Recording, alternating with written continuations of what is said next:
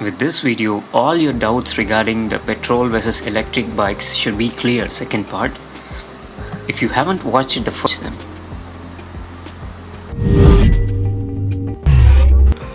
The ride economy. I admit this, I'm just tired of it. If I really buy an electric vehicle, practically would I really save money? I spend about 2 rupees to 3 rupees a kilometer.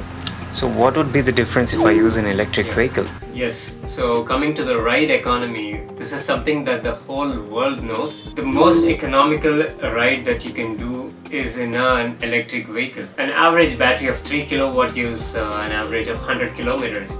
So it costs around 15 rupees or less, and even if it is in a commercial, 30 rupees for 3 units, not more than that. So I can tell you for 100 kilometers, you'll be spending either 15 rupees or 30 rupees. It's going to be less than 10% of what you're spending in. It's not even 20 paise. And it's also emission free and eco-friendly, green energy. Alright, I'm much clear now. So it's easily possible to make completely sustainable through solar and wind. Post the video soon, I'm so eager to watch it. And it'll be very useful for the viewers. Tell me about the convenience of recharging. The comfort that we get in refueling an electric vehicle is nothing like it. You don't have to go out, spend time to go to a petrol bunk, and it's all been explained. And the best part is that you are actually not going to put any extra effort to charge your vehicle at your highest convenience.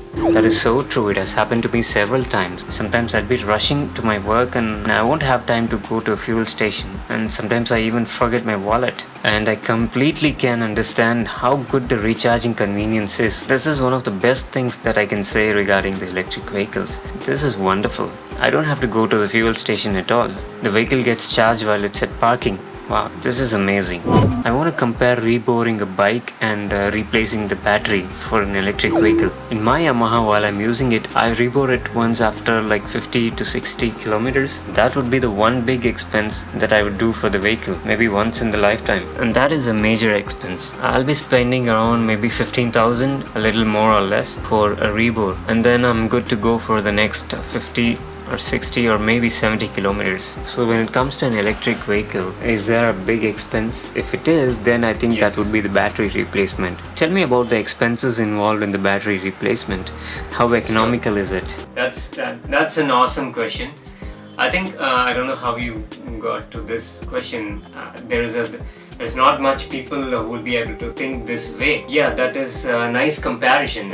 So you'll be spending once at least in your vehicle lifetime reboring your engine. Compared to an electric vehicle, so you're asking if that is equal to battery replacement. So this is how it works. You're gonna get a warranty for 1,00,000 kilometers. So it is not like you have to replace your battery in 50,000 or 60 or 70,000 kilometers like you do for a petrol vehicle. You have a warranty of 1,00,000 kilometers for which you don't have to change your battery. You need to remember that it is for 1,00,000 kilometers or more, the first thing. And the second thing is that even if you cross 1,00,000 kilometers, it is not that you have to replace your battery. You're still going to have 60% or 70%, or in the worst case maybe 50%. You're still going to have 50% of the capacity left in the battery. So for example, if you actually have a 100 kilometer range, then maybe after 1,00,000 kilometers you still have a range of maybe 60 kilometers or 50 kilometers. So the capacity is still there. It's not that you have to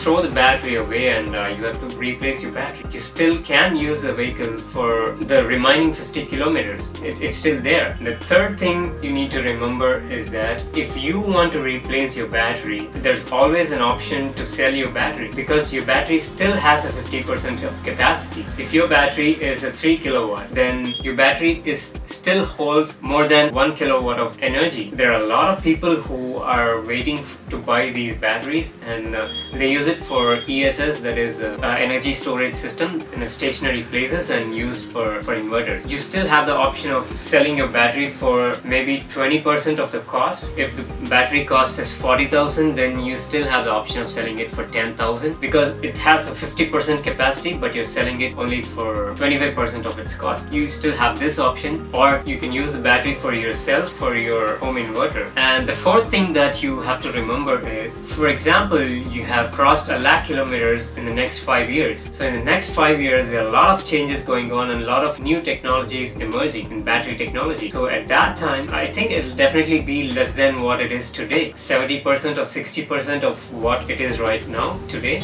We're going to spend a much lesser than what we are actually spending today. Keeping all these 4 things in mind, if you're driving more than 1 lakh kilometers, then you'll be having to rebore it twice, not once. You'll be spending 15,000 and 50,000 twice. And what do you do the old parts when you replace the piston and crankshaft? So comparing these, replacing a battery is it's so economical to replace a battery rather than a rebore to a vehicle. Yes, brother, that is true. I read the news on emerging battery technologies every day, and there is a new technology every single day. I certainly realized a lot of things in this answer. What you said was so sensible. That was so convincing. Good to know. We're at the end of the question answer session. I want to know about the resale. If I'm selling my petrol vehicle, I have a clear idea about the market value and what would be the lowest price if I want to sell it immediately, and what would be the best price if I can wait and sell. And I also know that there are buyers to buy the vehicle with the year of manufacturing and with the wear and tear. I can actually assess the value or the used vehicle market price, and then I can sell the vehicle. Whereas in electric vehicle, what is the situation? Would I be able to resell the vehicle? Will I have buyers? Yes, so since we are talking in terms of the vehicles with warranty, so the top brands, when we talk about the low speed lead acid battery electric vehicles, there's no question of resale. You have to forget it. Today we're talking about the top brands with warranty. This is a completely different story. Today if you check the used electric vehicle market, I'm talking about the brands, there are a lot of electric vehicle enthusiasts and people who are waiting to get an electric vehicle. If there is a used vehicle available, it's so evident that you can just take your mobile and OLX and see how many branded vehicles you can find in that. Maybe it is so rare to find a vehicle, a branded vehicle with warranty, or it is almost a zero. You can't find even a single vehicle which is a branded one. That is the demand that is there today. So if you want to sell your the branded electric vehicle, then you're the boss. What you say is the price. You don't have to compare it with the old lead acid electric vehicles in the past. Now the story is different. These lithium batteries come with warranty and reliability. You have a much more better price for the branded electric vehicles today than a petrol vehicle. So you say when it comes to the branded vehicles, the value is more than the petrol vehicles, which is so new to me. I don't know how it would work on reality. I haven't seen selling a used electric vehicle. Let's finish the session with this. Everybody knows that the electric vehicles are eco-friendly, which is a good thing about electric vehicles. And I feel it almost every day while I travel in the roads, and even more when I stop in the signals. Every vehicle around me would be emitting heat, emitting pollution and vibration. The overall feel of waiting in the signal in the hot sun, surrounded with pollution emitting vehicles, I think you get how it would be. So tough to wait in the signal like that. We feel each and every second so tough until the signal turns green. And sometimes it's even more evident that the pollution and gases come out of the vehicles and we directly breathe that. This is really harmful. When I just imagine the same scenario with electric vehicles, if every vehicle around me is electric, how the situation be? I won't feel the heat, I won't feel the pollution, and I won't feel the sound and vibration. This would keep me cool, and that would be wonderful. In this aspect, no petrol vehicle can even be compared with an electric vehicle. However, when we look at the performance, the electric vehicles are not like petrol vehicles. I know that the electric vehicles are much better now and getting even better as we speak.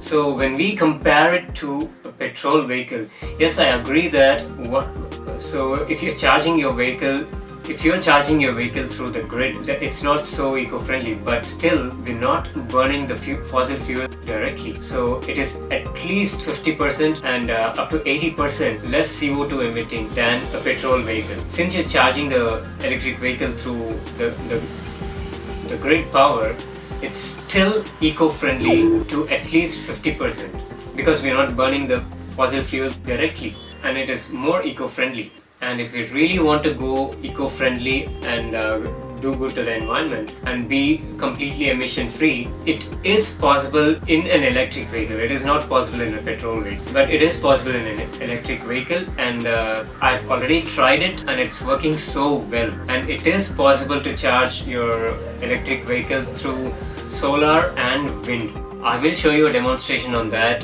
very soon. I will post the video so that everybody can understand that it is practically possible to go completely emission free. So I know that we both are actually the characters that happen inside the mind of any person who thinks about electric vehicle and a petrol vehicle. It's like an argument that goes within our mind. This discussion between both of us has given a lot of insights to you, a lot of knowledge, a decision-making power to you, so that you can decide on your own which is best for you. And the way you explained and all the points that you said were really, that was a great learning today for me. All the points that you said and all the information that you have given will be lifetime knowledge for me. That was so nice talking to you. Thank you. Thank you so much, brother. You've been a wonderful co-host, asking me a lot of very useful questions which are useful for both of us and the viewers. So it's been a wonderful time discussing with you. It's awesome.